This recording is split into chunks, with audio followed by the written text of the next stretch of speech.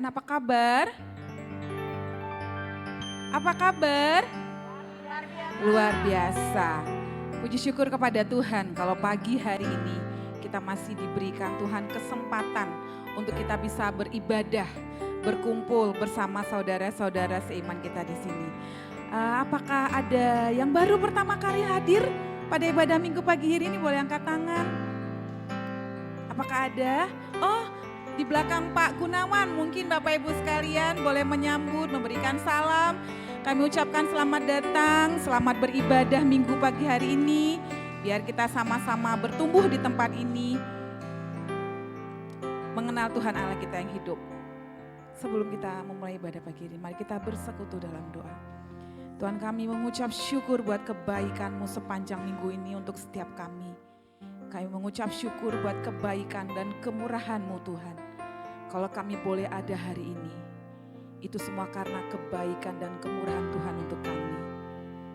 Tuhan, berkati ibadah minggu ini. Biar pujian, penyembahan, pengagungan hanya dan kemuliaan hanya bagi nama-Mu. Berkati pemberitaan firman-Mu. Kami siap untuk memuji, memuliakan nama-Mu. Dalam nama Yesus. Amin. Biar pagi hari ini kita datang dengan kerinduan yang sangat besar kepada Tuhan kita Allah yang hidup. Kami mengucap syukur Tuhan.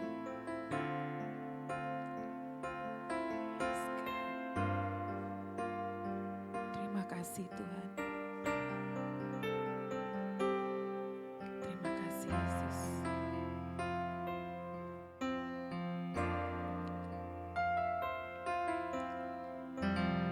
Kerinduanku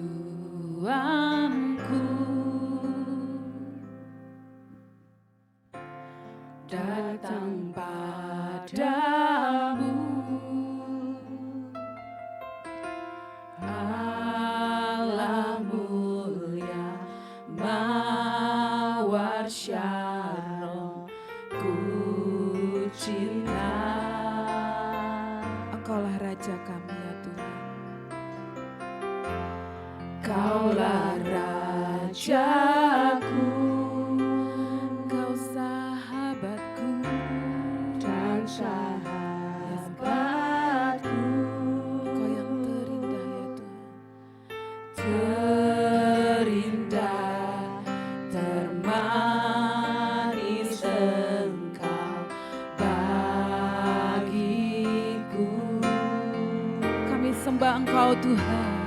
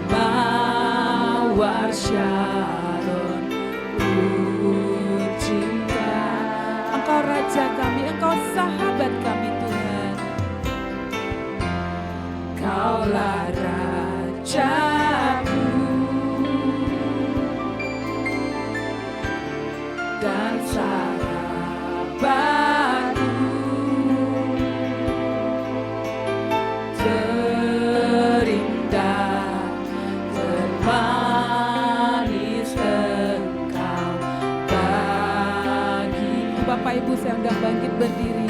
Nyatakan kita sembah Tuhan. Ku sembah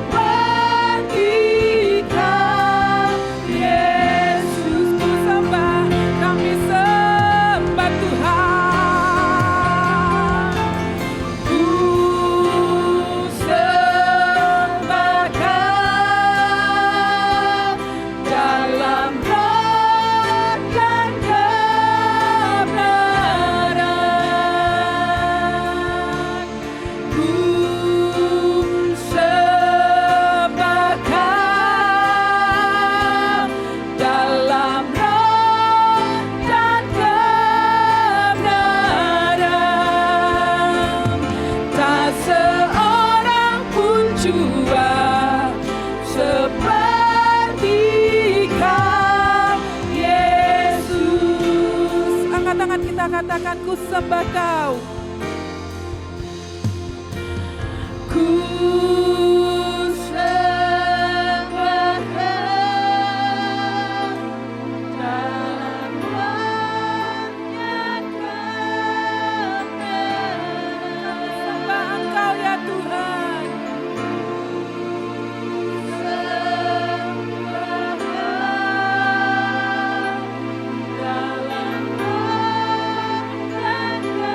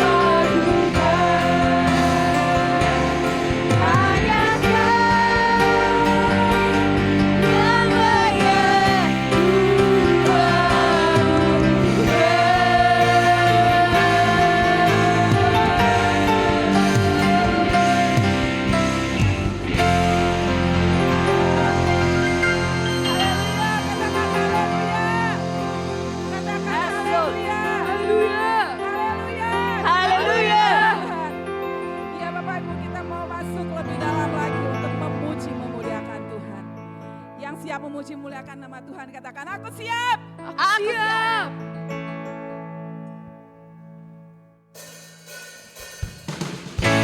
Mari kita angkat suara kita. Kita memtinggikan Allah yang besar.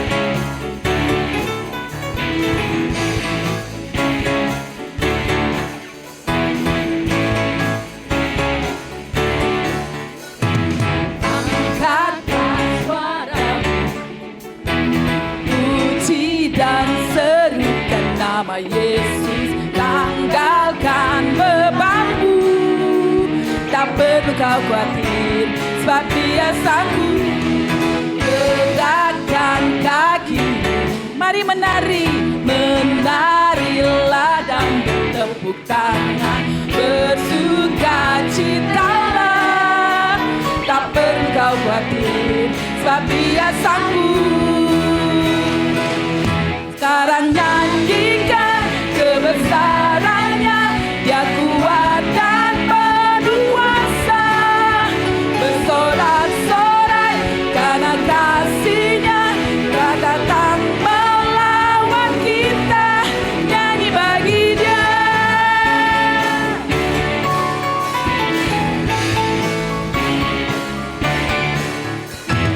Angkatlah suaramu, puji dan serukan nama Yesus. Tanggalkan bebanmu, tak perlu kau khawatir, sebab Dia sanggup.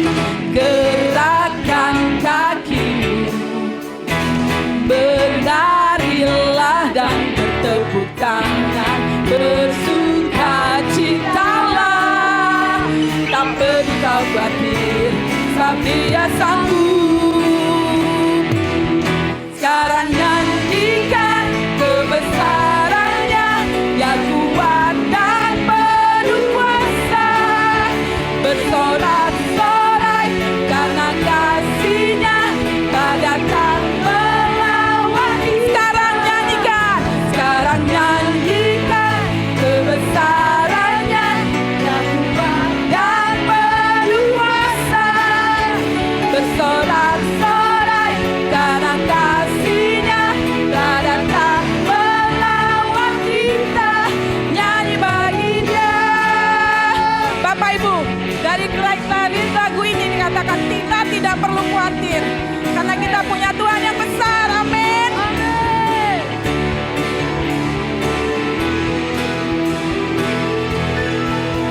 Sekarang nyanyikan kebesarannya, Dia kuat dan berkuasa, bersorak-sorai karena kasih-Nya, tak datang melawan kita. Nyanyikan kebesarannya, Dia kuat dan berkuasa, bersorak-sorai karena kasih-Nya, tak datang melawan kita, nyanyi bagi Dia. Nyanyikan kebesarannya, Dia kuat dan berkuasa, bersorak-sorai karena kasih-Nya, tak datang melawan kita, nyanyi bagi Dia, nyanyi bagi Dia, nyanyi bagi Dia, nyanyi bagi Dia. Yes, amin.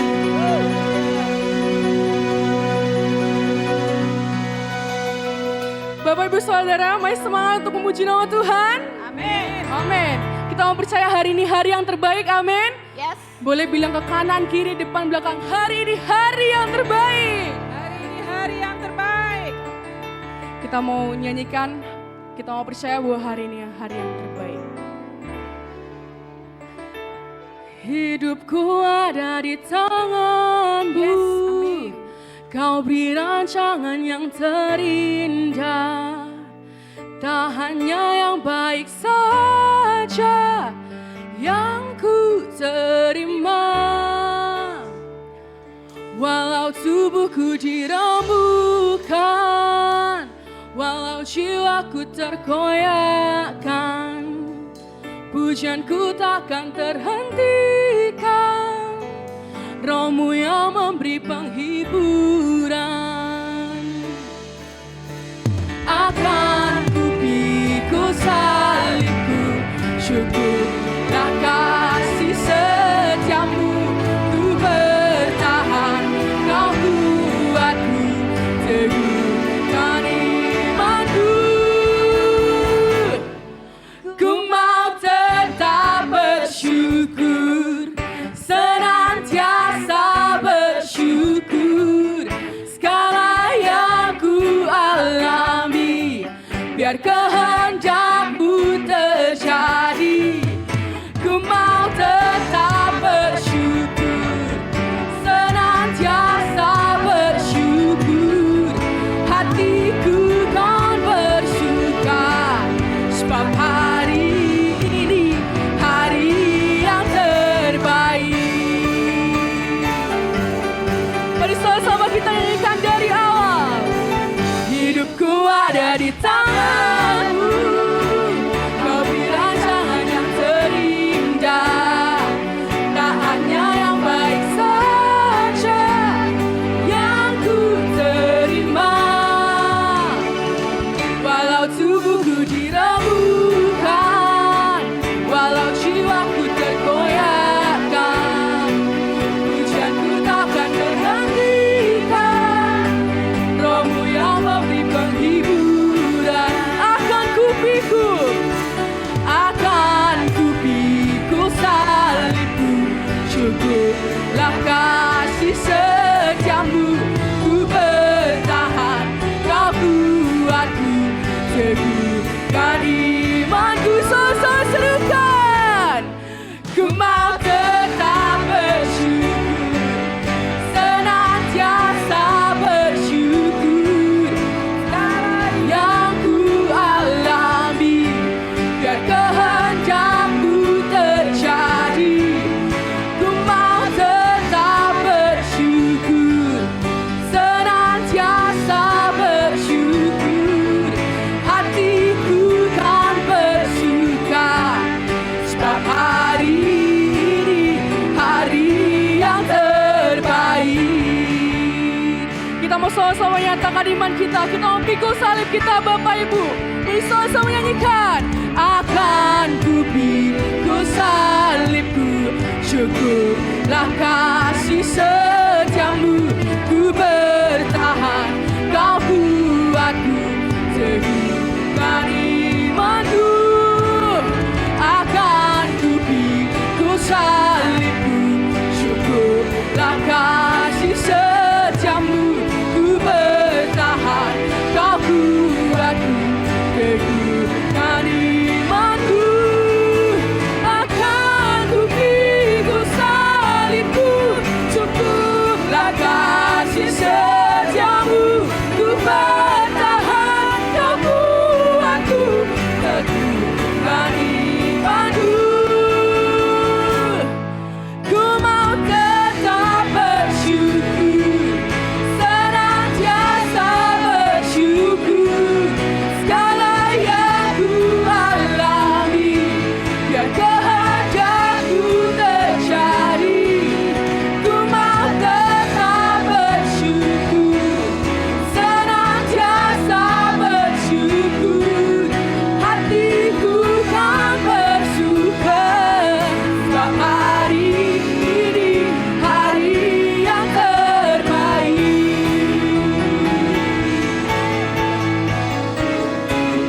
Hari yang terbaik.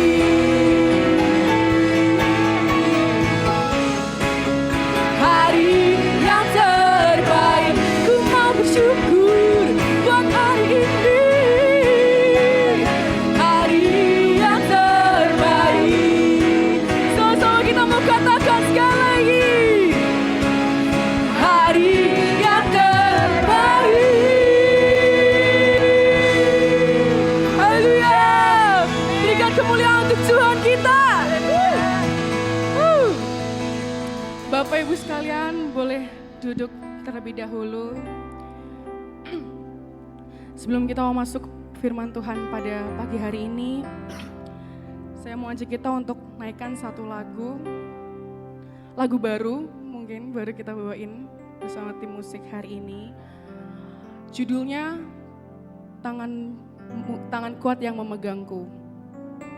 Kita mau percaya, kita mau naikkan lagu ini sebagai pernyataan iman kita bahwa kita mau percaya walau kita sendiri, gak ada orang yang memperhatikan kita, orang-orang sekitar kita mungkin terlihat melupakan kita, tapi kita mau percaya bahwa kita punya Tuhan yang luar biasa. Dan tangannya yang kuat itu akan selalu memegang kita. Walau kita dalam lembah kelam, dia gak akan ninggalin kita. Karena penyertaan Tuhan selalu nyata, dan dia akan terus memegang hidup kita apapun yang terjadi. Mari sama-sama kita mau nyanyikan ini dari awal. Tangan kuat yang memegangku. Saat ku sendiri, tiada seorang pun yang memperhatikanku seperti Kau Tuhan. Saat ku berjalan dalam lembah kelam, ku percaya Kau selalu sertaku.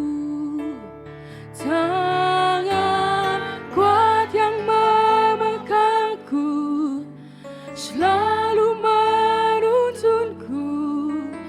Ku tak mau jalan sendiri.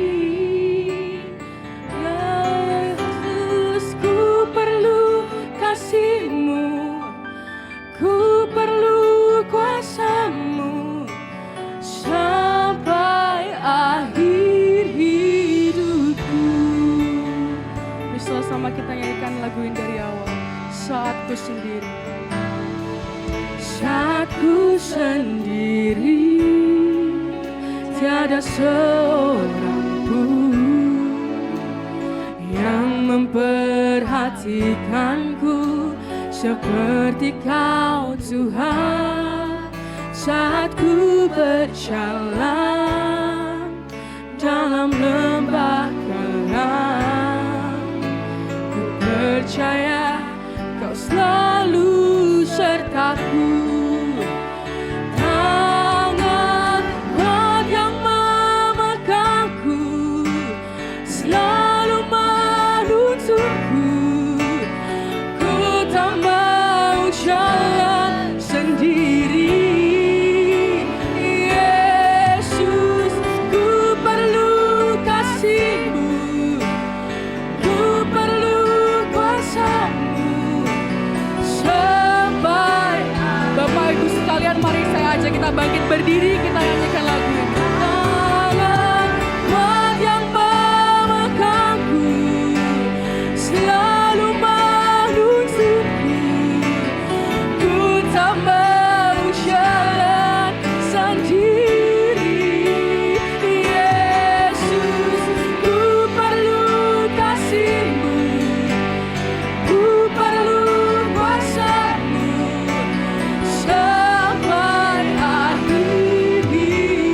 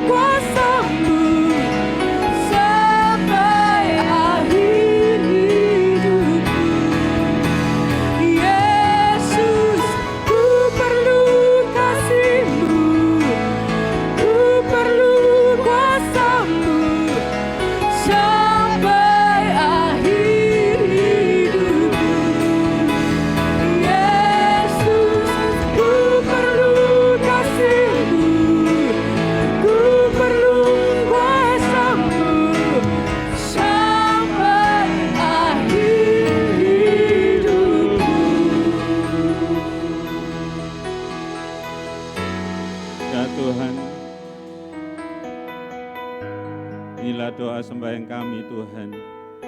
Kami perlukan tangan kuat-Mu Tuhan yang selalu menuntun kami Tuhan. Kami tahu kami tidak bisa jalan sendiri tanpa Engkau Tuhan. Tanpa pimpinan penyertaan-Mu Tuhan, kami tidak bisa menjalani hidup ini Tuhan. Memohonkan kemurahan-Mu Tuhan, anugerah-Mu turun untuk setiap kami Tuhan. Kuasa dari tempat yang maha tinggi Tuhan, yang akan memampukan setiap kami Tuhan. Terima kasih Tuhan Yesus. Sebentar kami akan mendengarkan akan firman-Mu Tuhan. Kau menolong setiap kami Tuhan. Urapi pendengaran kami, pikiran kami Tuhan. Seperti tanah yang baik dan subur, yang siap untuk ditaburi dengan benih firman-Mu Tuhan. Berkata-katalah Tuhan buat setiap kami Tuhan. Sebab satu patah kata-Mu Tuhan, yaitu sanggup mengubahkan hidup kami Tuhan. Urapi hamba-Mu yang tidak ada apa-apanya ini Tuhan. Kau yang memampukan kami Tuhan. Terima kasih Tuhan. Di dalam nama Tuhan Yesus kami berdoa dan kami ucap syukur. Haleluya. Amin. Amin. Ya, silakan duduk. Bapak Ibu saudara sekalian, Shalom. Ya, selamat berjumpa kembali dalam kasih Kristus. Saya infokan kalau Bapak Pendeta kita, Pak Tri Waryanto beserta keluarga tidak bersama-sama dengan kita pagi ini karena keponakan dari Bu Olga menikah, jadi Pak Tri sekeluarga besar lagi ada di Jakarta sekarang. Oke, siap mendengar firman Tuhan? Ya, oke, minta tolong media bisa langsung ditayangkan slide-nya.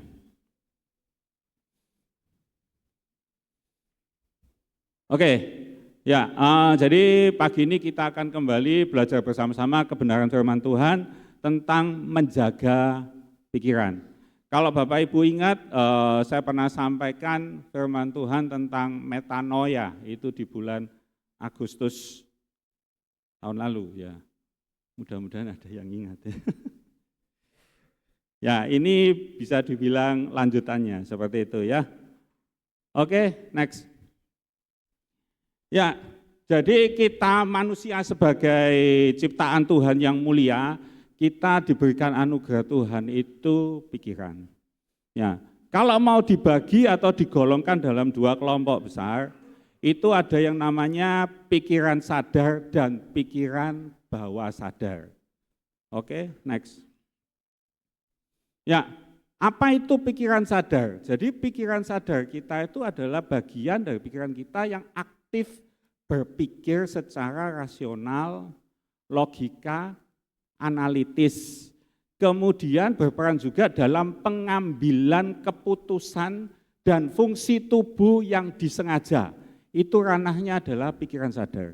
Jadi seperti ini, kalau misalnya saya mau menyentuh bagian ini, ya ini adalah tindakan yang disengaja. Ya, nah, itu ranahnya adalah pikiran sadar. Nah, pikiran sadar itu dia fokusnya hanya jangka pendek, saat itu, sementara. Dan boleh percaya, boleh enggak, tapi nanti silakan dicek. Itu pikiran sadar kita itu hanya mengendalikan 10-12% saja dari perilaku tindakan kita sehari-hari. Jadi pikiran sadar itu hanya 10-12%. Dan namanya pikiran sadar, berarti pikiran sadar itu dia hanya berperan ketika kita dalam kondisi sadar atau terjaga. Seperti saat ini. Ya kalau kita lagi sadar terjaga seperti yaitu pikiran sadar itu dia bekerja. Atau ketika kita fokus mengerjakan sesuatu, di situ pikiran sadar kita itu bekerja. Tetapi di sisi yang lain, pikiran bawah sadar, oke boleh diklik. Pikiran bawah sadar kita itu adalah gudangnya, tempat kita menyimpan memori, trauma, yang mungkin kepahitan, sakit hati, ya, nyimpennya itu di pikiran bawah sadar. Dan pikiran bawah sadar itu adalah sumbernya daripada emosi. Dan tempat keyakinan yang utama kita ada di pikiran bawah sadar. Termasuk juga fungsi otomatis tubuh itu ranahnya adalah di pikiran bawah sadar. Apa itu fungsi otomatis tubuh? Fungsi otomatis tubuh itu misalnya adalah detak jantung, kemudian kerja pernafasan kita, itu masuk ranah dalam pikiran bawah sadar. Nah, artinya pikiran bawah sadar itu akan bekerja terus-menerus 24 jam sehari, 7 hari dalam seminggu, non-stop, tidak berhenti. Bapak Ibu bayangkan kalau misalnya kita lupa bernapas. Kemudian bayangkan kalau misalnya ketika kita tidur, jantung kita berhenti, lupa berdenyut. Itu ranahnya adalah pikiran bawah sadar. Dan pikiran bawah sadar itu mengendalikan 88 sampai 90% dari perilaku kita, pengelolaan emosi kita, 88 sampai 90% itu dikendalikan oleh pikiran bawah sadar. Jadi hati-hati, kalau pikiran sadar berfungsi untuk mengambil keputusan, sementara bawah sadar itu bekerja di belakang layar, menggerakkan perilaku kita, kebiasaan kita, dan respon kita secara otomatis. Itu pikiran bawah sadar. Nah, contoh perbedaannya begini. Kalau Bapak Ibu yang belajar mengemudi mobil manual, ya Bapak Ibu yang belajar mobil secara manual, di awal-awal kita belajar, pastikan kita logikanya, pikiran sadar kita berpikir, ketika kita mau masukkan gigi satu, maka kopling harus diinjak dalam dulu, masuk gigi satu, kemudian untuk jalan itu harus menyeimbangkan antara kaki kanan untuk mulai menekan gas sambil kita kaki kiri melepaskan kopling setengah. Betul ya Bapak Ibu? Nah, itu pikiran sadar kita yang berjalan, tapi di awal pasti susah. Pasti susah, karena kita berpikir, wah gimana ini setengah kaki kanan, kaki kiri, kemudian tangan kiri, itu harus menyeimbangkan seperti itu. Tetapi ketika kita sudah melakukan berulang-ulang, maka itu masuk di dalam pikiran bawah sadar. Mulai meresap masuk ke pikiran bawah sadar, sehingga kita bisa mengerjakannya itu secara otomatis, enggak perlu berpikir. Ya, sama seperti ketika kita belajar bermain drum, sama. Kiri 2 kali, sambil kiri 2 kali, kanannya sekali. Kemudian kaki kanannya nanti dalam 1/4 masuknya sekali. Nah itu ketika kita mulai belajar, itu kita menghafal, dan itu kita pasti kesulitan. Tetapi ketika itu kita melakukannya, latihan berulang-ulang, maka itu seperti sudah otomatis. Karena itu sudah masuk di dalam pikiran bawah sadar kita. Oke, boleh kembali ke slide. Nah, hubungan kerja keduanya, jadi saya tadi sudah dijelaskan bahwa pikiran sadar itu adalah pintu masuk utama. Ketika ada proses informasi itu masuk melalui pintu masuk kita adalah pikiran sadar. Dan kemudian kalau itu diulang-ulang dihayati, maka itu akan masuk dan menetap di pikiran bawah sadar.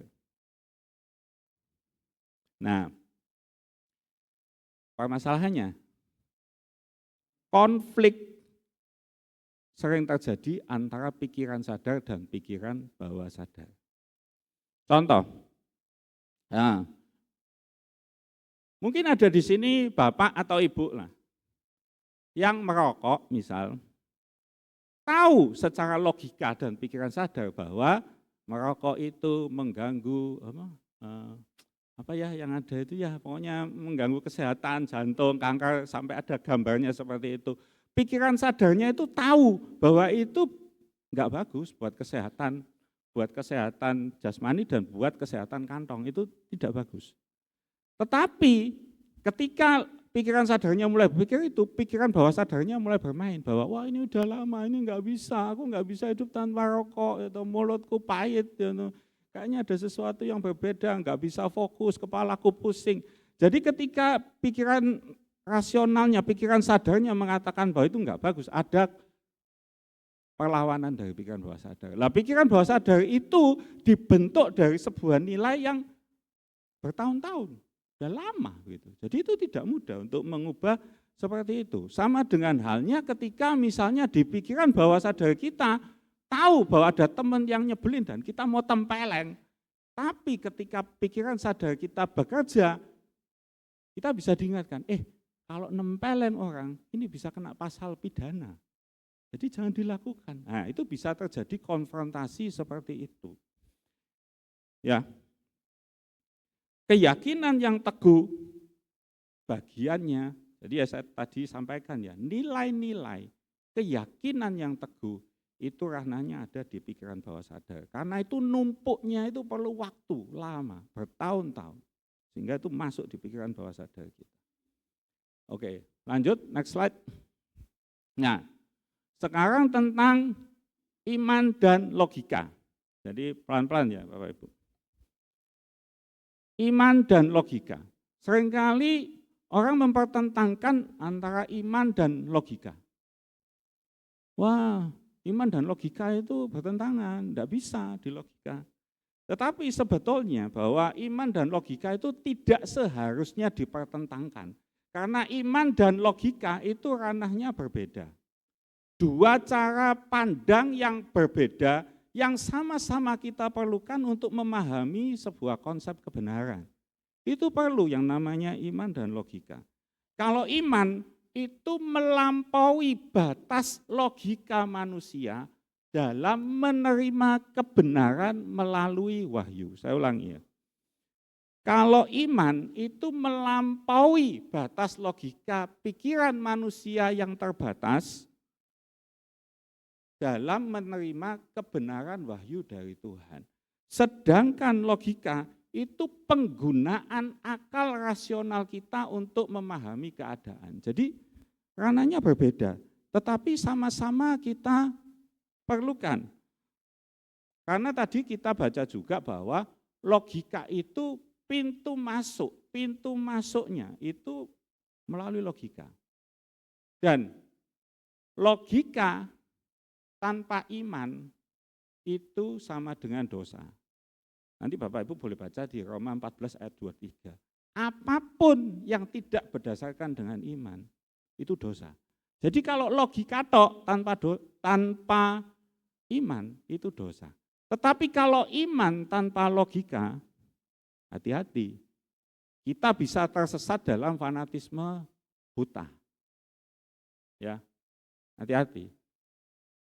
Iman tanpa logika, kita bisa ya udah pokok asal gini manut seperti itu. Disuruh keramas pakai air kencingnya sapi pun nurut. Percaya atau enggak? Ada videonya, cuman saya enggak tayangkan. Gitu. Jadi iman dan logika itu sama-sama kita butuhkan untuk memahami konsep-konsep kebenaran. Dan ungkapan yang benar itu adalah iman itu harus melampaui logika manusia. Kenapa? Karena logika manusia itu terbatas. Ya, sampai sini setuju ya. Kalau enggak setuju saya selesai di sini. Karena logika manusia itu terbatas. Logika manusia itu sangat dipengaruhi dengan penerimaan panca indera kita yang terbatas. Ya, saya kasih contoh. Pesawat, Bapak Ibu tahu pesawat itu besar atau kecil? Besar toh, kecuali pesawat-pesawatan. Pesawat itu besar, tetapi ketika dia udah take off, dia terbang di atas, terbang di langit sana, kita melihat pesawat itu besar atau kecil? Kecil, katanya tadi besar. Kemudian kalau kita melihat rel kereta api tahu dok, rel kereta api ya. Kita melihat rel kereta api begitu, dua, ini kan. Nah, ketika kita melihat rel kereta api dari dekat, itu kan ada dua, gini ada dua garis. Tetapi ketika itu kita lihat lurus ke depan, itu relnya kelihatan nyambung atau enggak? Nyambung kan? Ya, logika manusia itu terbatas karena panca indera kita juga terbatas. Itu ilusi, benar kan? Itu ilusi. Sama dengan halnya ketika zaman dulu orang percaya bahwa bumi itu datar.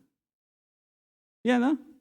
Ketika ada orang yang mengungkapkan teori bahwa bumi itu tidak datar, bumi itu bulat, ya orang langsung ngomong, wah kamu sesat. Dan yang menentang itu adalah orang gereja, Bapak Ibu. Sesat itu.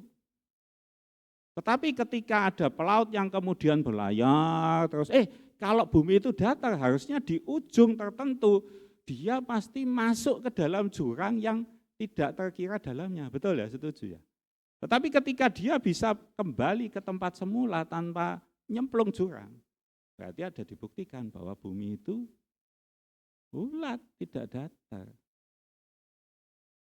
Ya, karena pikiran manusia kita itu terbatas. Ya, contoh lagi, kalau misalnya nih ada anak usia 10 tahun, kemudian kita kasih mobil beneran, manual lagi. Kamu tolong tak beliin papa hari ini mobil beneran manual, kamu setir mobilnya.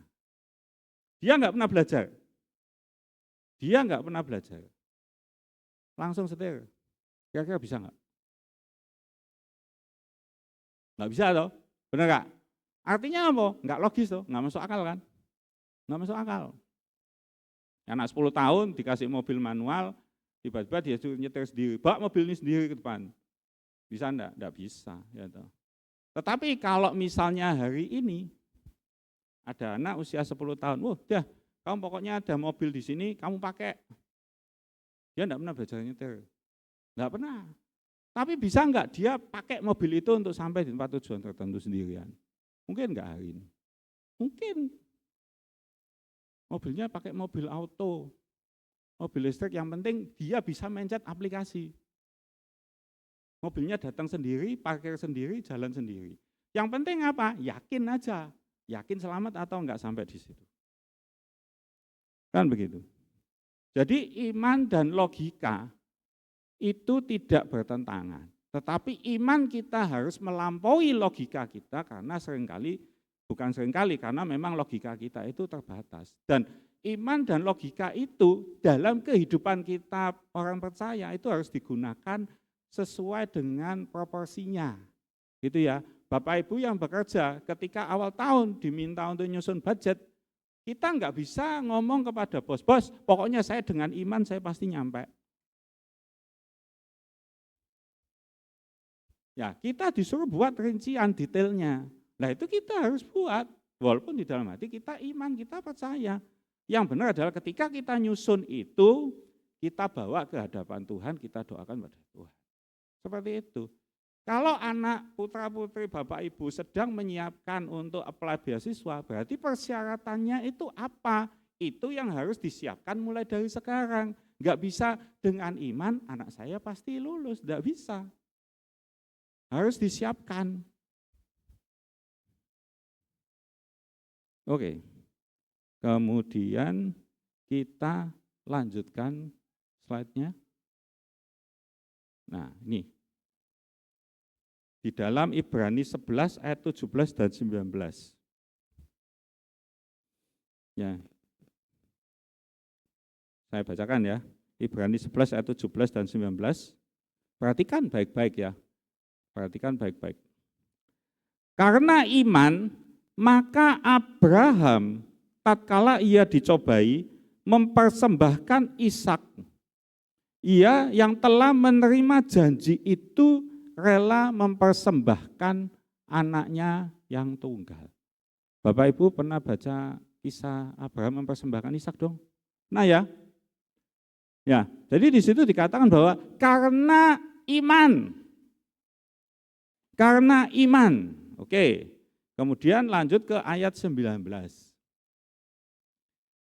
Karena Abraham berpikir bahwa Allah berkuasa membangkitkan orang-orang sekalipun dari antara orang mati. Dan dari sana ia seakan-akan telah menerimanya kembali.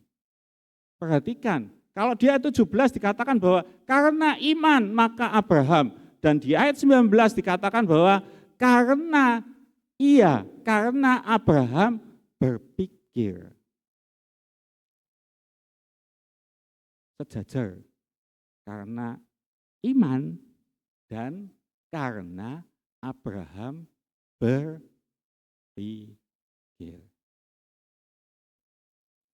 Dan dari sana ia seakan-akan telah menerimanya kembali.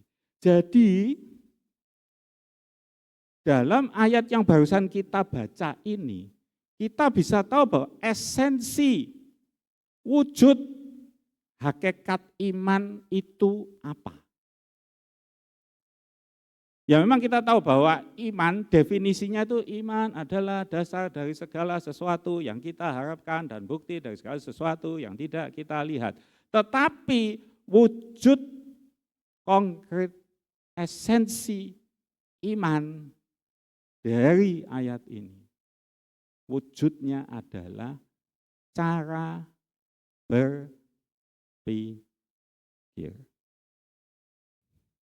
Ya,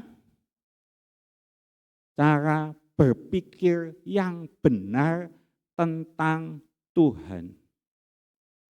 Iman adalah cara berpikir yang benar tentang Tuhan. Karena iman itu adalah cara berpikir, maka iman dibentuk juga berdasarkan cara pikir kita yang terus-menerus diubahkan oleh Tuhan. Sehingga kita bisa memahami kebenaran yang Tuhan mau.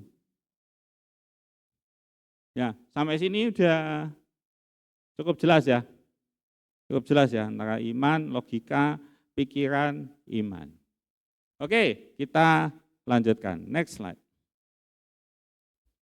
Nah, ini makin menarik nih. Di dalam Amsal 4 ayat 23. Ya. Saya mau yuk kita semua Bapak Ibu dibuka handphonenya masing-masing ya. Jangan lihat sini terus nanti. Dibuka masing-masing. Amsal 4 ayat 23 ya. Supaya Bapak Ibu bisa tahu. Amsal 4 ayat 23, ayat yang sudah sangat terkenal yang mengatakan bahwa jagalah hatimu dengan segala kewaspadaan karena dari situlah terpancar kehidupan. Yaitu terjemahan TB, terjemahan baru Alkitab kita. Ya, balik ke slide aja. Tetapi kalau dalam Good News Translation, dalam terjemahan yang berbeda, Good News Translation, di situ dikatakan bahwa apa? Hati-hatilah, waspadalah dengan cara kamu berpikir. Sebab hidupmu ditentukan, dibentuk oleh pikiranmu. Mulai nyambung ya benang merahnya tadi ya. Jadi hati-hatilah, waspadalah. Bagaimana kamu berpikir karena hidup kita dibentuk oleh pikiran kita. Jadi apa yang membentuk hidup kita? Apa yang membentuk hidup kita? Pikiran kita. Cara kita berpikir, itu membentuk hidup kita. Kemudian ayat yang sudah terkenal juga, dalam terjemahan, itu bukan GNT ya, tapi New King James, sebab sebagaimana dia berpikir di dalam hatinya, demikianlah ia. Jadi kita ini dibentuk oleh cara berpikir kita. Cara berpikir kita seperti apa, ya itu akan menentukan hidup kita seperti apa. Ya, jadi cara kerjanya begini. Semua mulainya dari pikiran. Tadi ya, pikiran sadar, pikiran bawah sadar, pikiran sadar, pikiran bawah sadar. Nah, kemudian itu akan memutuskan untuk melakukan sesuatu. Ya. Ketika kita memutuskan sesuatu, kan ada hasilnya dong. Hasilnya seperti apa? Oh hasilnya, sesuai dengan yang kita harapkan.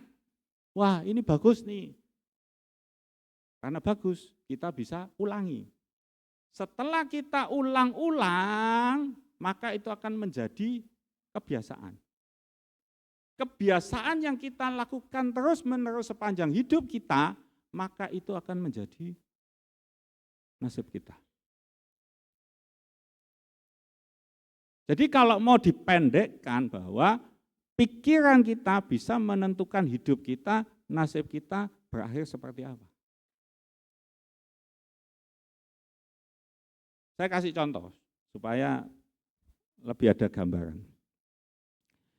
Kalau misalnya nih, ada anak kecil, anak laki-laki lah seperti itu ya, ada anak laki-laki kecil. Mulai dari usia kecil ya toh, dia terus-menerus mengalami kekerasan di dalam rumah yang dilakukan oleh ayahnya. Kekerasan fisik, kekerasan verbal, dia terus-menerus mengalami itu. Dia melihat rumah tangga keluarganya seperti apa, bagaimana ayahnya memperlakukan dia, bagaimana ayahnya memperlakukan ibunya. Itu terus-menerus dia lihat dan dia alami. Dan itu dia berpikir bahwa, oh ternyata ayah itu kayak begini ya. Dia berpikir bahwa, oh ternyata suami itu seperti ini ya. Dia kasihan dengan ibunya. Dan itu cara berpikir itu terus-menerus itu masuk di dalam hidupnya. Dan akhirnya dalam masa pertumbuhan, dia mulai nggak suka loh, maksudnya, wah kayaknya laki-laki ini kok begini ya. Di tengah perjalanan itu dia bisa switch loh. Dari identitas sebagai seorang laki-laki bisa geser.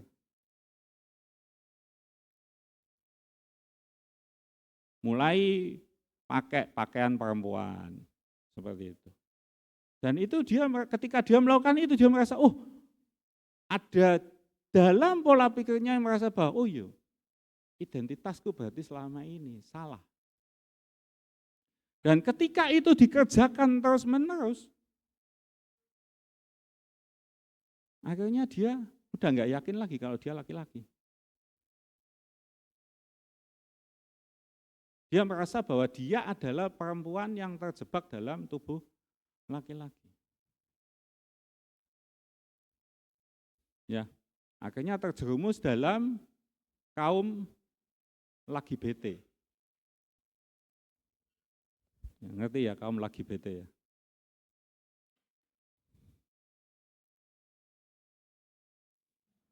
Jadi dimulai dengan cara berpikir yang salah, itu akan menentukan hidup seseorang seperti apa. Hati-hati dengan perenungan di alam pikiran kita. Next slide. Ya, jangan, yang terakhir jangan. Nah itu dulu. Ya, kita baca ya. Hati-hati dengan perenungan di alam pikiran, di perenungan batin kita. Matius 9 ayat 4 di situ dikatakan, tetapi Yesus mengetahui apa? Pikiran mereka. Lalu berkata, mengapa kamu memikirkan hal-hal yang jahat di dalam hatimu? Memikirkan hal-hal yang jahat di dalam hatimu.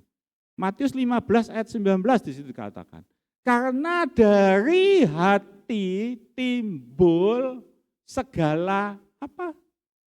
Pikiran jahat, pembunuhan, perzinahan, percabulan, pencurian, sumpah palsu, dan hujat.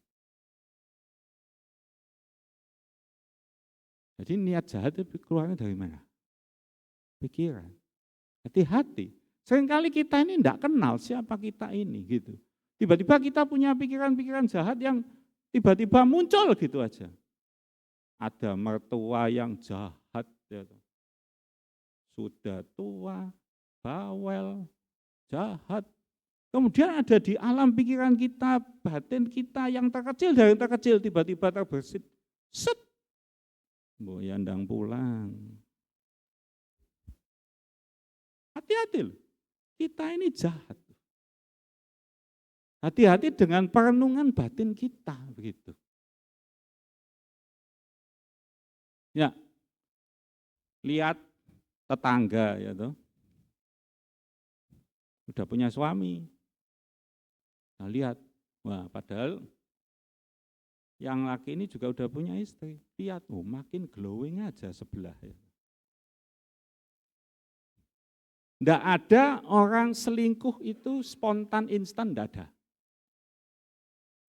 Nggak ada. Wah, glowing, yuk selingkuh. Nggak ada. Semuanya dimulai dari pikiran. Dan ketika pikiran itu masuk, dan itu meresap, direnungkan siang dan malam. Siang jadi kenangan, malam jadi impian. Cintaku semakin mendalam.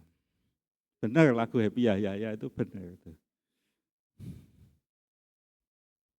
Nah, akhirnya ketika masuk terus ke dalam pikiran bawah sadar, itu akhirnya tercetus melalui perbuatan. Jadi semuanya dimulai dari pikiran, hati-hati. Ya, niat jahat. Istilah kerennya sekarang itu mens rea. Hati-hati dengan niat jahat itu. Ya, orang berkata bahwa tindakan kriminal itu terjadi karena ada niat jahat dan kesempatan. Ya, kesempatan itu kendaraannya aja, tinggal tunggu timingnya aja. Tapi intinya sumber permasalahan utamanya itu adalah dari pikiran. Ya, dan hati-hati juga. Kan kadang begini ya, kadang orang ngomong, oh ya dulu dia itu baik-baik. Tapi sejak hidupnya makin lama makin diberkati tuh. Wah, naik pangkat terus, naik jabatan terus. Ternyata punya selingkuhan. Jadi gara-gara dia naik jabatan, akhirnya dia selingkuh. Itu pernyataannya kurang tepat. Ya. Karena begini, nah, nanti kalau Bapak Ibu enggak puas, enggak apa-apa. Ditelan dulu, nanti pulang boleh direnungkan. Pernyataannya begini, keadaan kita ya tidak membentuk siapa kita. Keadaan itu tidak membentuk hidup kita. Tetapi keadaan yang kita alami sekarang itu hanya menunjukkan siapa kita sebenarnya. Jadi, tak ulangi. Keadaan kita yang kita alami itu tidak membentuk kita. Tetapi keadaan yang kita alami itu menunjukkan siapa kita sebenarnya. Jadi dalam kasus tadi, bapak yang naik jabatan terus habis gitu selingkuh, bukan karena jabatannya yang membuat dia jadi selingkuh, bukan. Tetapi karena dia memang ada bibit selingkuh. Ya, cuman waktu dulu kesempatannya belum ada, karena kan bokek, nggak punya duit. Ani-ani mana yang mau? Nggak ada yang mau gitu loh. Tetapi itu hanya menunjukkan bahwa dia sebetulnya memang sudah ada bibit itu. Ya, boleh enggak setuju sekarang enggak apa-apa, disimpan dulu, nanti pulang boleh direnungkan, boleh dilihat lagi videonya, nanti dikaitkan dengan pendahuluan saya di awal tentang cara berpikir kita. Ya, saya tarik lagi ke kasus yang anak laki-laki kecil ini, kan dia mengalami kekerasan kan. Nah, mungkin ada yang bilang, iya karena lingkungannya seperti itu membentuk dia jadi seperti itu. Tetapi lebih tepat kalau saya katakan, yang membentuk dia jadi seperti itu adalah cara berpikirnya dalam menanggapi situasi yang dia hadapi. Ngerti ya? Karena apa? Tidak semua orang yang mengalami kekerasan seperti itu akhirnya jadi seperti itu, benar nggak? Benar ya? Setuju ya? Situasinya mungkin sama, tetapi hasilnya bisa berbeda. Jadi bukan keadaan yang membentuk dia jadi lagi bete itu, enggak gitu. Tetapi cara berpikir yang terus-menerus, cara berpikir yang salah, yang dipupuk terus-menerus, itu yang membentuk dia jadi seperti itu. Ya?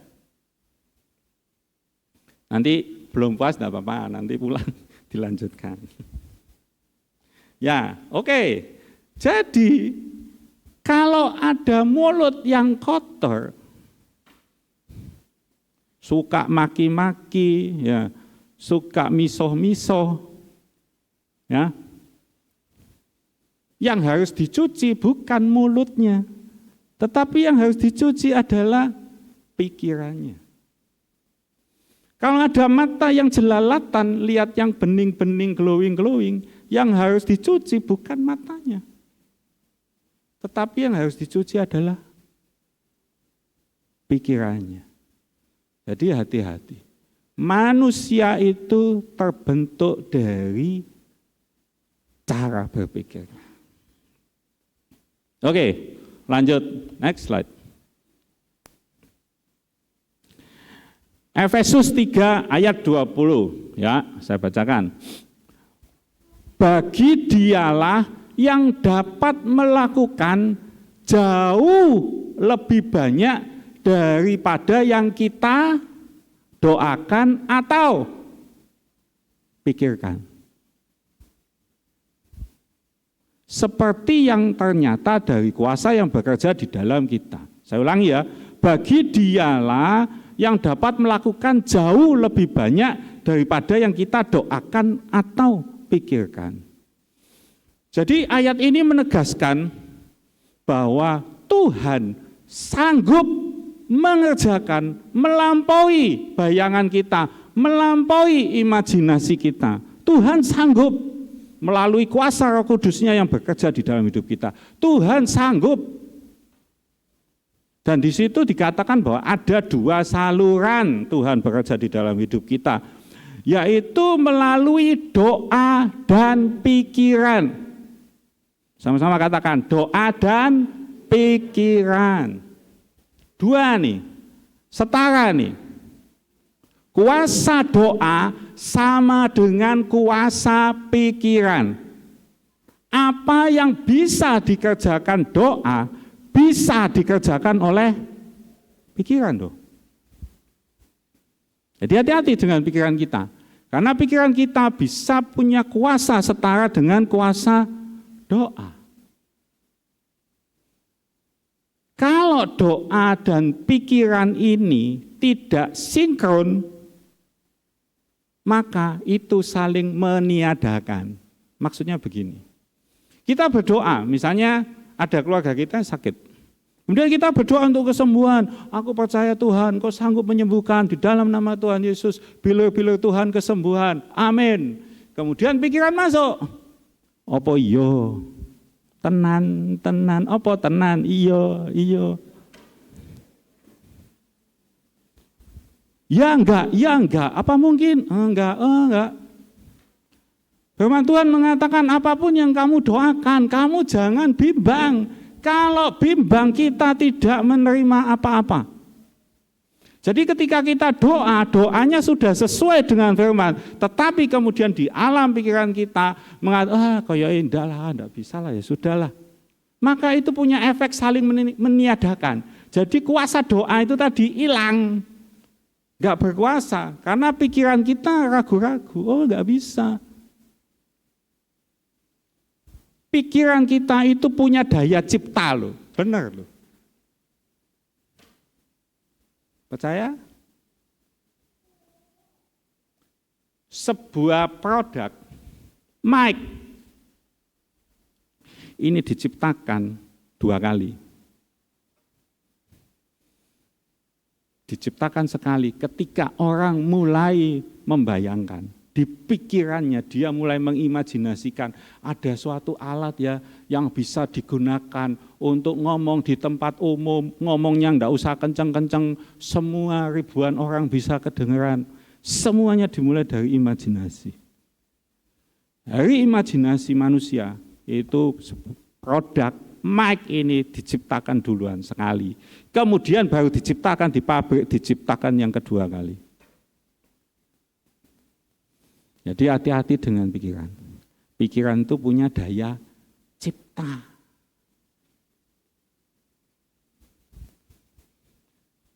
Pikiran dan doa itu harus selaras. Lihat soalnya. Dibuka slide next. Nah, itu ya, Markus 11 ayat 24 dikatakan, apa saja yang kamu minta dan doakan, percayalah bahwa kamu sudah menerimanya, maka itu akan diberikan kepadamu.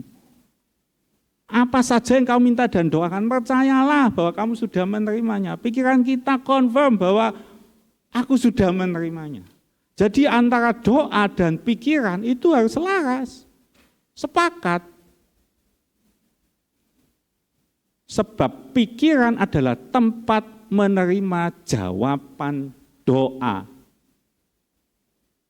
Ya, karena pikiran ini adalah tempat menerima jawaban doa dan kuasa pikiran itu punya kuasa yang setara dengan kuasa doa, maka iblis sering mengganggu pikiran kita. Ya, setiap orang yang ada di sini termasuk saya, ketika kita mulai belajar berdoa, ketika kita mau komitmen berdoa, 1 menit, 2 menit fokus pikiran kita, oke. Begitu menit ketiga, kompor sudah dimatikan apa belum? Jemuran sudah dientasi apa belum? Karena ketika pikiran kita mulai tidak fokus, ketika iblis mulai mengganggu pikiran kita dan kita mengentertain, oh iya, sudah dimatikan belum ya? Oh iya, kita belum ya? Kuasa doa hilang. Jadi iblis tidak menghalangi kita ikut doa pagi, ikut doa Kamis. Enggak apa-apa, silakan ikut aja. Tapi ketika berdoa, iblis mengganggu pikiran kita supaya kuasa doa itu hilang kuasanya. Karena antara yang kita doakan dan yang kita pikirkan enggak sinkron. Ya, iblis tidak menghalangi kita untuk datang ke gereja setiap minggu, tidak. Silakan mau ke gereja Manyaran, silakan. Tetapi hati-hati, ketika ibadah berlangsung, dia akan mulai mengganggu pikiran kita. Ding! Wah, story, new story. Scroll. Karena ketika pikiran kita mulai terganggu, maka kita kehilangan kuasa ibadah. Ya, lagi dengerin khotbah, wah ada message baru.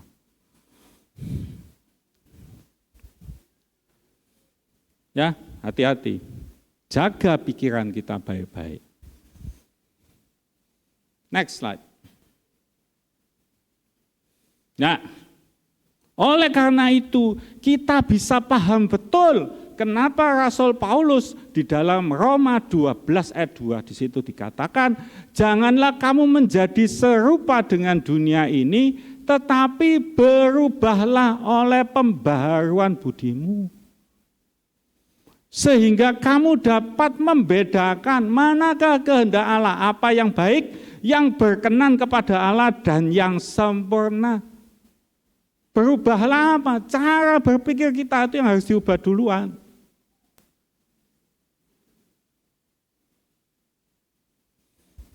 Ya,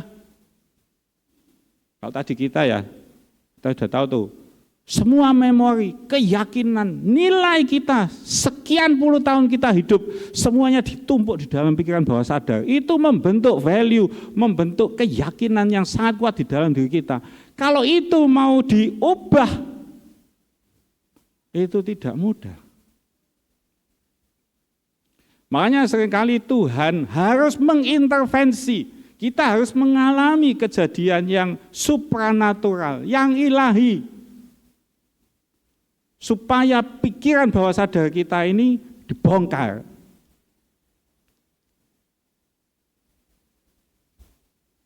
Ya, udah bertahun, nggak gampang memang gitu. Tapi di sini katakan berubahlah oleh pembaharuan pikiranmu. Cara berpikir kita ini harus diubah terus menerus. Iman kita dibentuk dengan cara berpikir yang terus dibentuk sesuai dengan kebenaran firman Tuhan. Sehingga kita tahu, sehingga kita mengerti betul-betul kebenaran itu. Ya kan? Makanya di situ katakan supaya kita ini tahu, bisa membedakan mana yang kehendak Allah, yang baik, yang berkenan kepada Allah, yang sempurna. Caranya dengan pembaruan pikiran kita.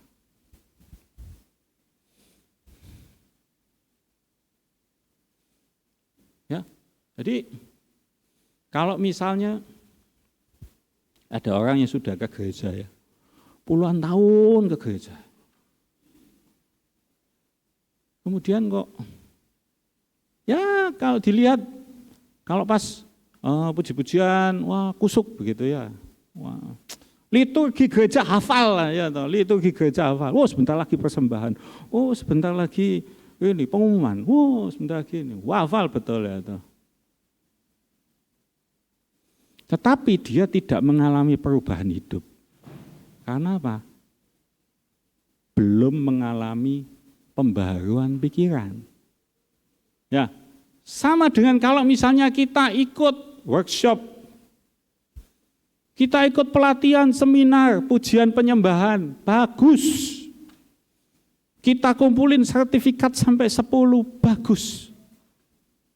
Itu membantu mengasah keterampilan kita, yes. Kita masuk dalam pikiran sadar kita, yes.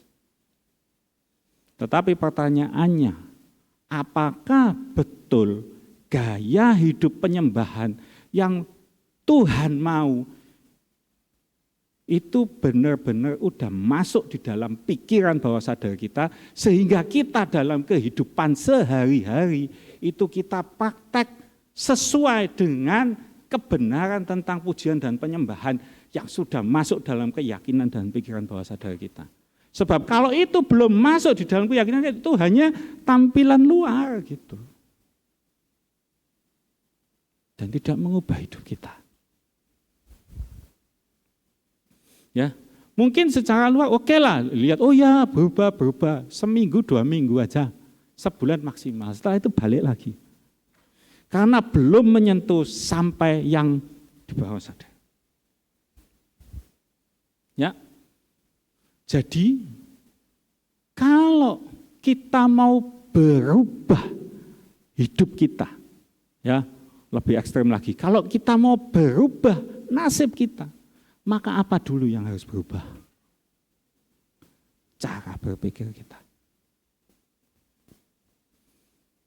Oke. Slide yang terakhir. Enggak, yang ini slide yang terakhir ya, 3 sebelum terakhir. Bagaimana kita menjaga pikiran kita? Bagaimana kita menjaga pikiran kita? Bagaimana kita membentuk pikiran kita supaya cara berpikir kita ini seperti yang Tuhan mau, gitu ya? Bagaimana kita bisa mengizinkan firman Tuhan itu meyakinkan kita akan nilai-nilai kebenaran. Jadi misalnya kayak terlebih berkat memberi daripada menerima. Bagaimana kita bisa meyakinkan di dalam pikiran bawah sadar kita, di dalam keyakinan dan iman kita, bahwa memang terlebih berkat memberi daripada menerima. Bagaimana kita bisa meyakinkan terus-menerus pikiran bawah sadar kita, keyakinan kita, iman kita, bahwa lebih baik atau diberkatilah orang yang mengandalkan Tuhan, tetapi orang yang mengandalkan manusia itu terkutuk. Bagaimana kita bisa meyakinkan kita terus-menerus? Di dalam Yosua 1 ayat 8. Yuk dibuka sama-sama, dibaca sama-sama. Yuk supaya tidak ngantuk. Yosua 1 ayat 8 dibuka ya. Kita baca sama-sama ya. 1, 2, 3. Janganlah engkau lupa memperkatakan kitab Taurat ini tetapi renungkanlah itu siang dan malam, supaya engkau bertindak hati-hati sesuai dengan segala yang tertulis di dalamnya. Sebab dengan demikian perjalananmu akan berhasil dan engkau akan beruntung. Jadi firman itu harus menjadi landasan keyakinan pikiran kita. Ya, jadi di situ dikatakan, jangan lupa engkau memperkatakan kitab Taurat ini. Jadi sebagai landasan ya kita harus baca Alkitab. Tetapi bacanya apakah asal baca aja? Di situ dikatakan memperkatakan. Jadi kalau memperkatakan itu ketika kita baca sampai kita bersuara sehingga telinga kita mendengar. Itu punya efek ganda, double action ya. Kayak pengembang roti, double action. Kita memperkatakan, kita ngomong sampai telinga kita mendengar. Karena apa? Iman juga timbul dari pendengaran. Pendengaran akan firman. Baca, perkatakan. Nah, telinga mendengar, pikiran mulai memproses. Ya kan? Oke. Nah, caranya gimana supaya itu bisa masuk ke pikiran bawah sadar kita? Tadi kita udah tahu bahwa pikiran bawah sadar itu kerjanya itu harus diulang-ulang. Tuhan Yesus sendiri mengajar juga berulang-ulang, diulangi, supaya itu masuk dalam pikiran bawah sadar kita. Jadi itu harus berulang-ulang dikerjakan. Dan supaya itu bisa lebih efisien, lebih efektif menerobos pikiran bawah sadar kita, itu biasanya lebih efektif kalau dikerjakan oleh orang-orang yang punya otoritas. Contoh, ya gembala, ketua MPP. Nah itu ketika ngomong seperti itu lebih efisien, lebih efektif masuk menerobos pikiran bawah sadar. Nah kalau di rumah, fungsi ini sebetulnya adalah fungsi ayah. Jadi makanya enggak heran ya kalau kadang ibu-ibu itu kan ngomel gitu terus ya, ngasih tahu anaknya gitu terus anaknya kayak enggak nurut-nurut gitu ya. Tapi kalau papanya bersabda itu langsung nurut gitu. Karena memang fungsinya seperti itu, lebih efektif. Jadi makanya hati-hati ketika ketika seseorang itu katakanlah seorang pemimpin yang karismatik, ketika orang-orang udah pada dalam tanda kutip, udah mulai respect, udah mulai kagum sama dia, maka apapun yang dia omongin, orang akan nurut. Karena ada otoritas. Nah kalau nyasar ya itu berbahaya.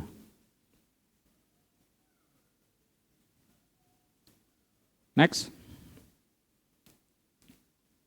Enggak apa-apa, tadi yang slide tadi aja. Ya. Oke. Di situ kan janganlah engkau lupa memperkatakan kitab Taurat itu, tetapi renungkanlah itu siang dan malam. Artinya kita perkatakan, telinga mendengar, pikiran mulai memproses, renungkan, hayati, terus berulang-ulang sampai itu meresap ke dalam pikiran bawah sadar kita. Ya. Meditasi, ya meditasinya bukan mengosongkan pikiran, tetapi fokus pikiran pada kebenaran akan firman Tuhan. Dan di situ supaya engkau bertindak hati-hati. Jadi setelah pikiran kita ini mulai dipenuhi oleh kebenaran firman Tuhan, kemudian kita bertindak. Kalau kita bertindak tadi apa? Berdasarkan pikiran dong. Kalau pikiran kita dipenuhi oleh kebenaran firman Tuhan, maka tindakan dan perbuatan kita seharusnya sesuai dengan kebenaran firman. Makanya disitu katakan bertindak hati-hati. Jadi masih ada kemungkinan kita nyimpang. Tapi kemungkinannya jauh lebih kecil karena pikiran kita, pikiran bawah sadar kita udah dipenuhi oleh kebenaran firman Tuhan. Bertindak hati-hati sesuai dengan segala yang tertulis di dalamnya, sebab dengan demikian perjalananmu akan berhasil dan beruntung. Jadi kalau kita mau hidup kita berhasil dan beruntung, caranya gimana? Ya baliklah tadi yang bagian pertama tadi. Cara berpikir kita, pikiran kita harus dipenuhi dengan kebenaran firman. Ya, oke, next. Ya, waktunya tinggal sedikit ya.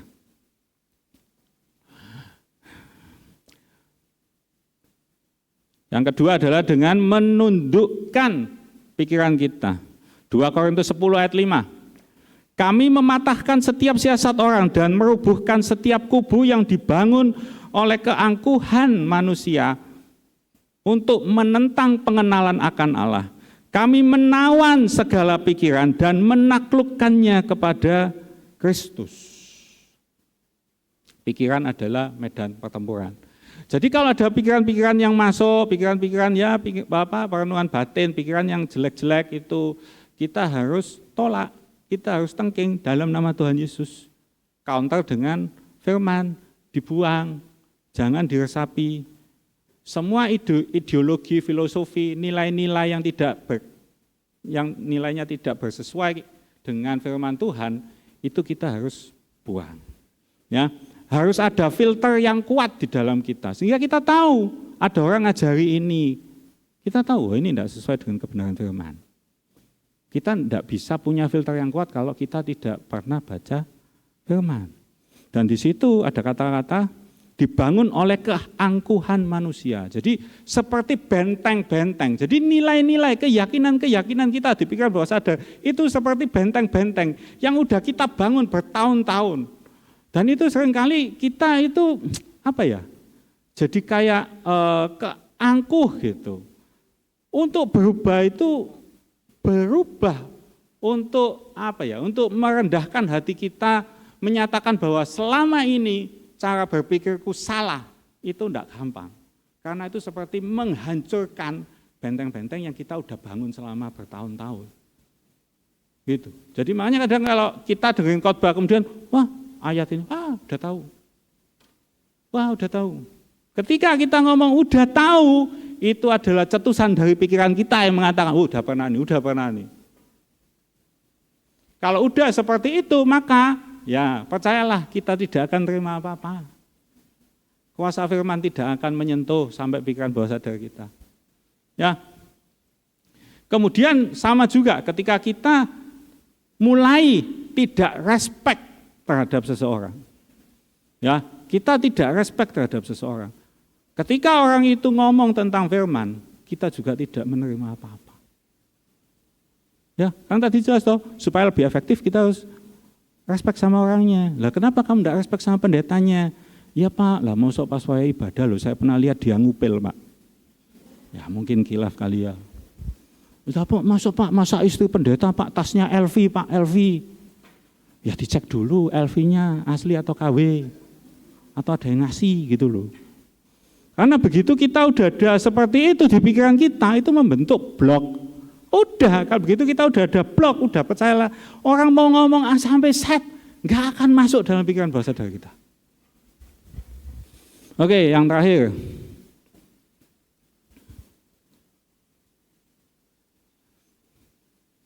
Jadi bagaimana menjaga pikiran kita? Filipi 4 ayat 8 disitu katakan, jadi akhirnya saudara-saudara, semua yang benar, semua yang mulia, semua yang adil, semua yang suci, semua yang manis, semua yang sedap didengar, semua yang disebut kebajikan dan patut dipuji, pikirkanlah semuanya itu. Ya.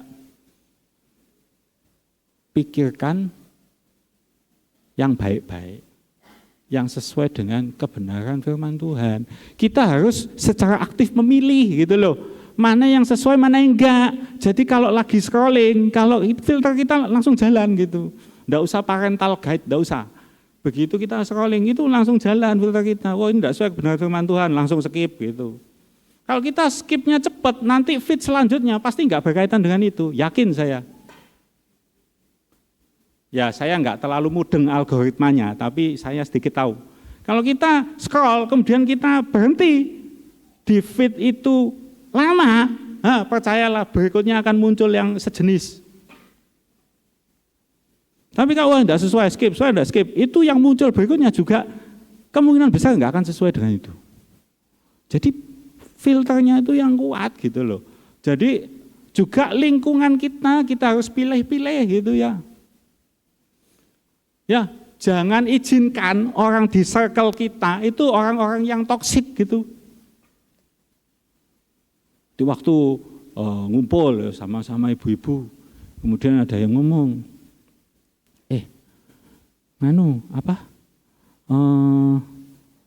suamimu kan ikut arisan bapak-bapak tuh,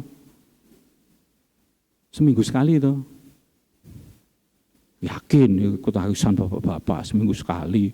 Arisan bapak-bapak biasanya 3 bulan sekali.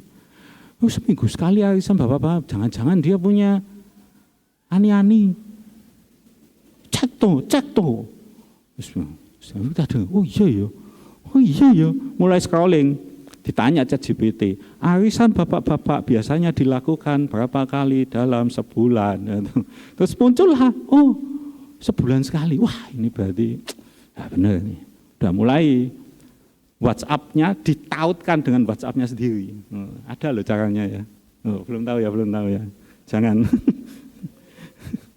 Bisa ditautkan, jadi tahu begitu. Jadi dia bisa tidur gitu. Ada ini, tidak ada sejahtera gitu. Ya, memang benar kadang-kadang feeling seorang istri itu kuat. Setuju saya. Tetapi hati-hati dengan pendengaran kita. Kalau lingkungan kita toksik itu merusak pikiran kita, tidak bisa berdoa.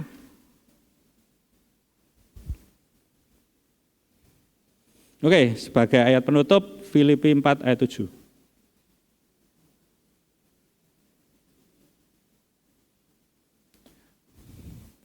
Damai sejahtera yang melampaui segala akal akan memelihara hati dan pikiranmu di dalam Kristus Yesus.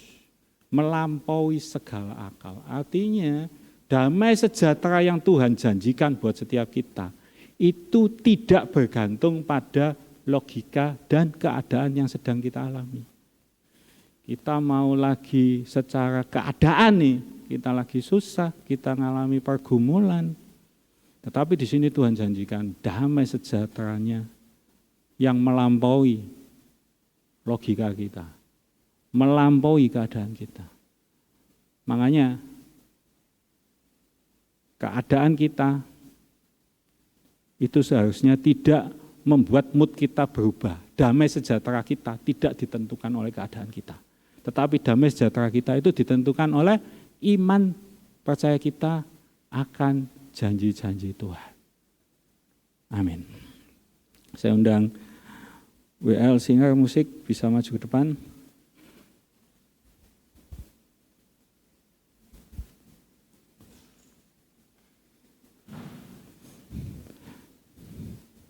Saya undang Bapak Ibu jemaat bisa bangkit berdiri.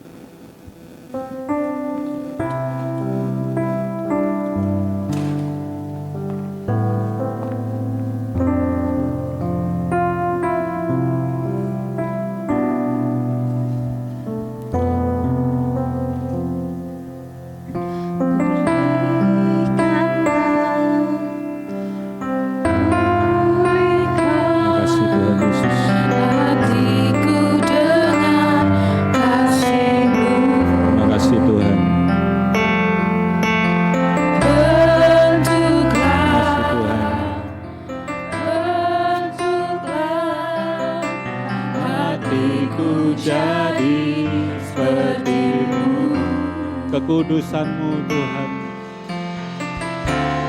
kekudusan-Mu memenuhiku. Tuhan ini rinduku, ubah hatiku seperti hati-Mu. Kudus berkenan bagi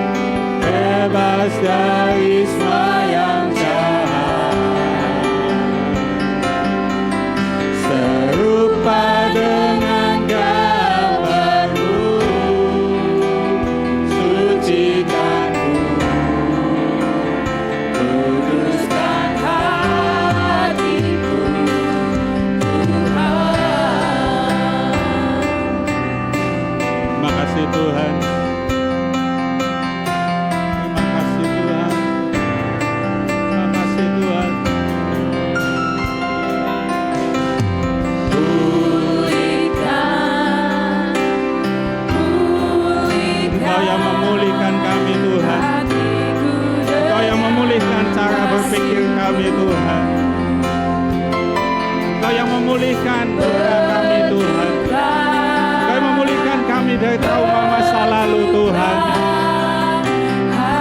Terima kasih Tuhan. Kami mau izinkan Engkau memproses, mengubah Tuhan cara berpikir kami Tuhan. Terima kasih Tuhan.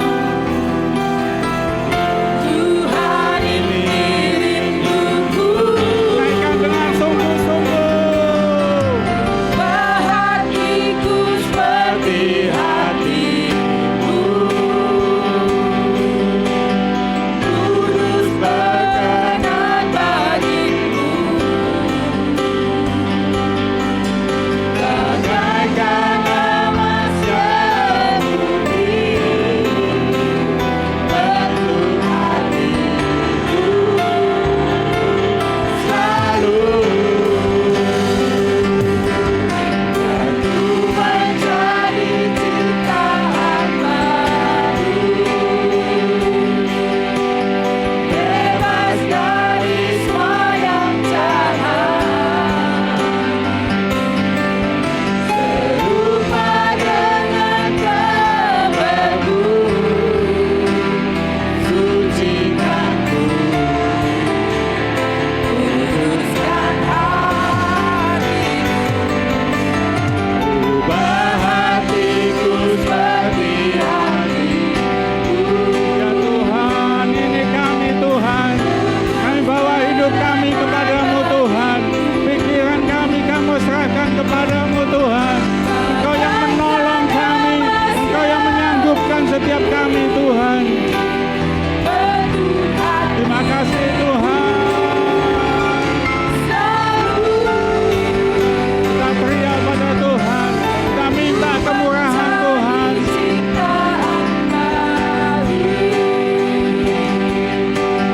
Bebas dari semua yang jahat, serupa dengan gambarmu, sucikanku, kuduskan hatiku, Tuhan. Hatiku seperti hatimu.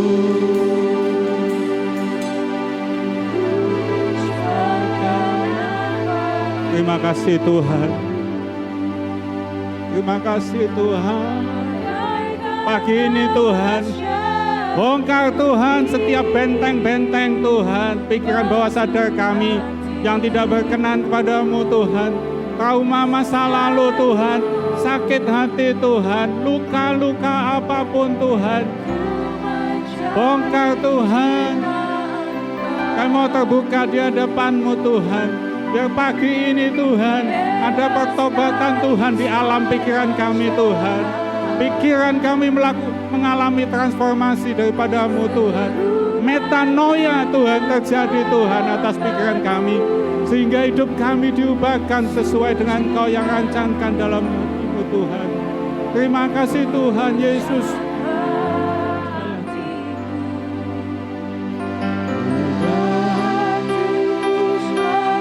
Terima kasih Tuhan.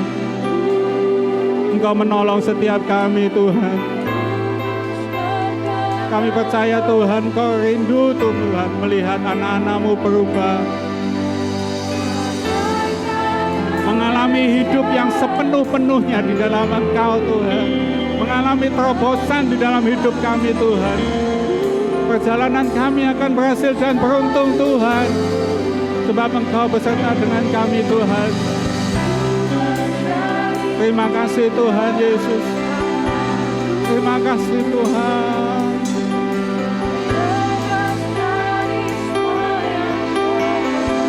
Terima kasih Tuhan.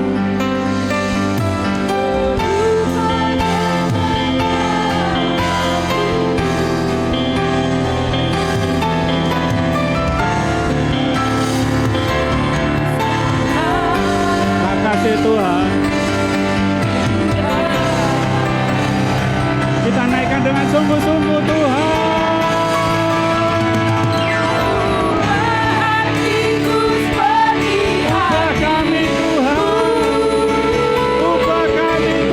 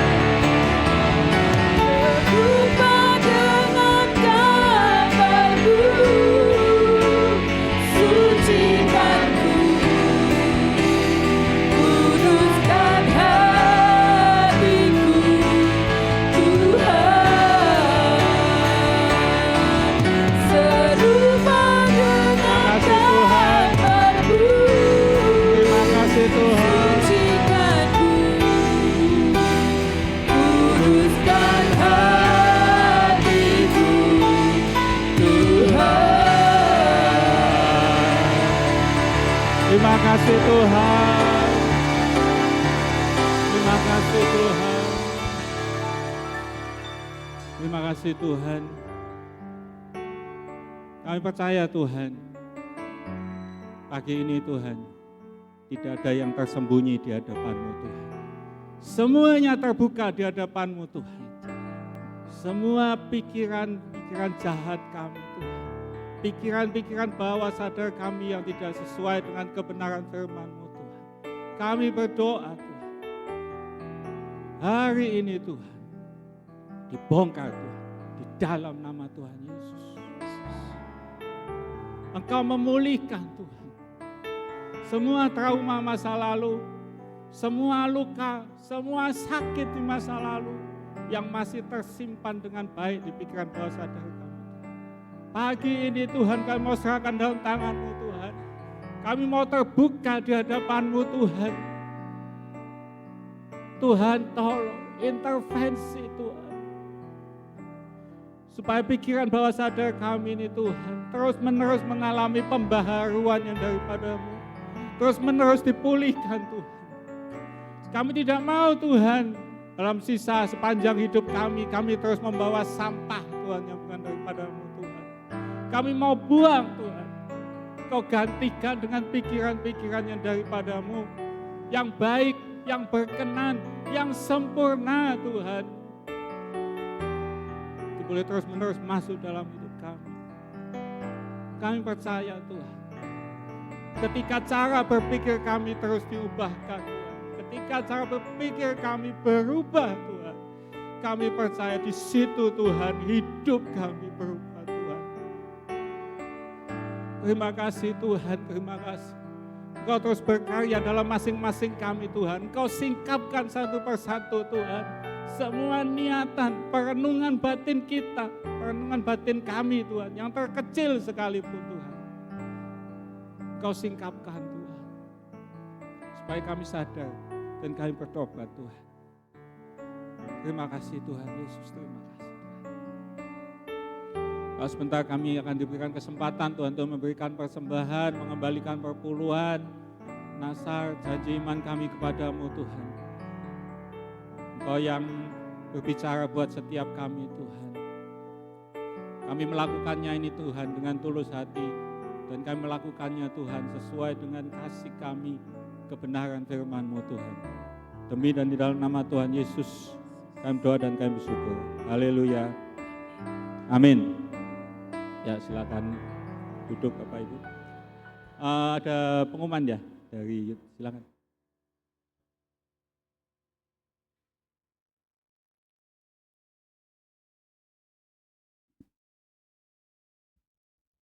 Terima kasih Om Heru atas firman-Nya hari ini. Shalom Bapak Ibu Saudara-saudari sekalian. Shalom. Baik, di sini mungkin udah bosan ya wajah saya kali ya. Jadi di sini saya ingin menyampaikan agenda dari Youth di 1 minggu ke depan.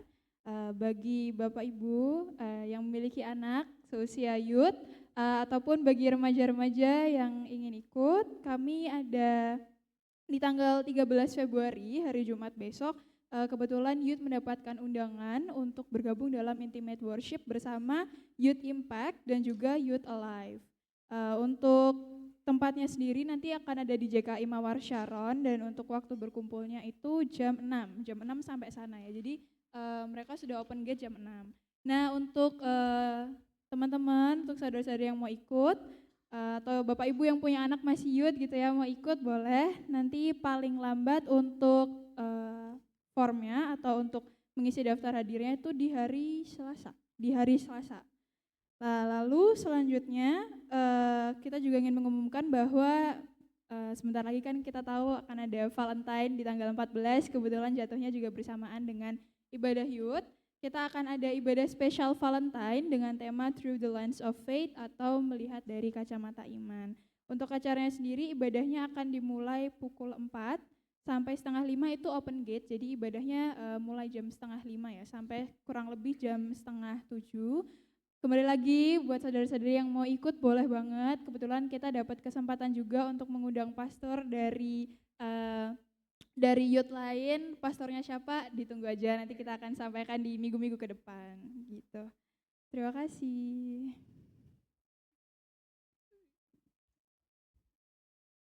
Ya, persembahan silakan dijalankan.